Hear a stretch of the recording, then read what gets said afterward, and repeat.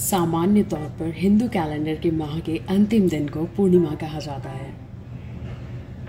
वर्ष में 12 पूर्णिमा होती हैं। पुरुषोत्तम यानी मलमास वाले वर्ष में 13 पूर्णिमा होती हैं। सबका अपना नाम और महत्व है, पर इन सब के बीच शरद पूर्णिमा की अपनी अलग महत्ता है, जो धर्म और स्वास्थ्य दोनों दृष्टिकोण से बेजोड़ है। भारतीय लोक आख्यानों में पृथ्वी माता के एकमात्र भाई के रूप में चंद्रमा को स्वीकारा गया है, इसलिए चंदा को मामा कहा जाता है। चंद्रदेव के आराधन से मन मस्तिष्क की शांति के साथ साथ शीतलता, सुख, समृद्धि और ऐश्वर्य की प्राप्ति होती है। चंद्रदेव शरद पूर्णिमा को संपूर्ण कलाओं से युक्त होते हैं।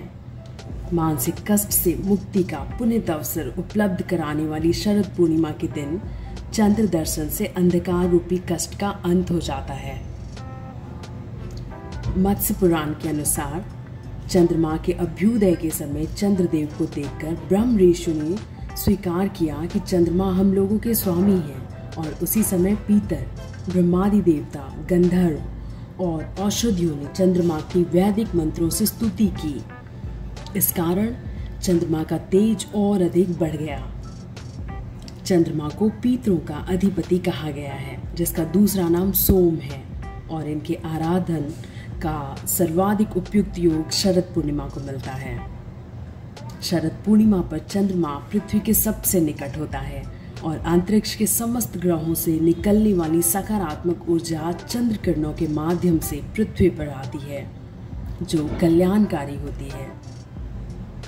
यह बड़े सौभाग्य की बात है कि प्राकृतिक देवताओं के अंतर्गत चंद्रमा की पूजा अपने देश में आदिकाल से हो रही है, और यहाँ के चंद्र पूजन तीर्थों में हरिद्वार, तिरुमाला पर्वत, महाबलीपुरम, पंढरपुर, कामरूप, भुवनेश्वर, काशी, उज्जैन, मथुरा, गुवाहाटी, गया, अयोध्या, नालंदा आदि का नाम आता है।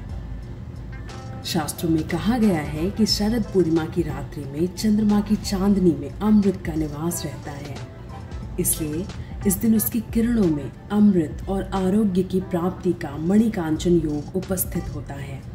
यही कारण है कि लोग खाजा, दूध या खीर से भरे पात्र खुले आसमान के नीचे शरद पूर्णिमा की पूरी रात छोड़ देते हैं, और दूसरे दिन सुबह सुबह सबसे पहले उसे ही ग्रहण करते हैं। ऐसे तो शरद पूर्णिमा का उत्सव पूरे देश में होता है, पर ब्रजमंडल में इसकी विशेष धूम होती है, क्योंकि भगवान श्री कृष्ण ने इसी शुभ तिथि से रासलीला का श्री गणेश किया था। इसे कौमुदी महोत्सव अथवा रासोत्सव भी कहा जाता है। धर्माज्ञों का मानना है कि शरद पूर्णिमा की चांदनी के तेज से मानसिक विकार, नेत्र विकार, चर्म विकार जैसे कितने प्रकार के आदि व्याधि का प्रभाव समाप्त होने लगता है। आज भी यह परंपरा कहीं कहीं कायम है, और इस दिन पूरी रात सांस्कृतिक लोक उत्सव का आयोजन किया जाता है। कुल मिलाकर कितने ही देवताओं के मस्तिष्क का श्रृंगार बने चंद्रमा का हमारे जीवन में विशेष महत्व है, जो जीवन के विकास तत्व को हर हाल में प्रभावित करता है। चंद्र पूजन दर्शन का पवित्र पुण्य दिवस शरद पूर्णिमा ही है, जिससे इहलौकिक और पारलौकिक दोनों तरह के सुख मिल जाते हैं।